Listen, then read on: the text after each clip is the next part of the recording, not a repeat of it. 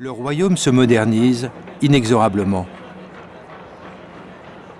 En ville ou à la montagne, la mobilisation pour la démocratie a commencé, comme ici, à l'école communale de Djibjoka, à l'ouest du royaume.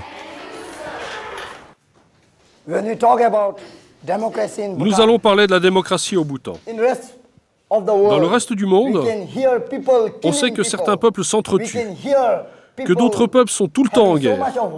Pourquoi ? Pour obtenir la démocratie. Mais dans notre pays, c'est notre roi lui-même qui offre le pouvoir à son peuple. Il y a une question qui me tracasse. Pourquoi en fait la démocratie ? Il n'y avait pas besoin de la créer puisque, comparé au passé, notre pays se développe très bien, de façon pacifique grâce à notre roi actuel.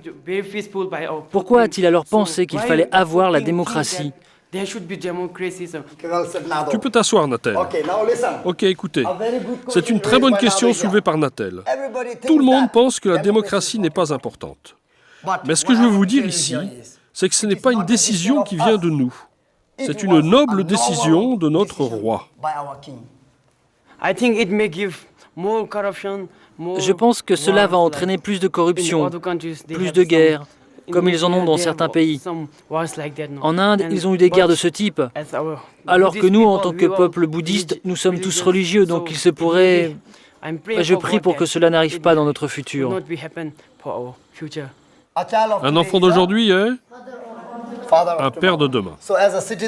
Donc en tant que citoyen et en tant qu'étudiant venant des quatre coins de la région, c'est de votre responsabilité d'en parler avec vos parents. Parce qu'ils n'ont pas d'éducation, non ? Mes parents sont fermiers. Ils ne connaissent rien à la démocratie à cause de leur manque d'éducation. Vous tous et vos parents, vous tous et moi aussi, nous devrions participer parce que ce n'est pas l'affaire d'une seule personne, la démocratie. C'est l'affaire de tous. C'est clair ? Notre roi agira comme notre peuple, et notre peuple agira comme notre roi.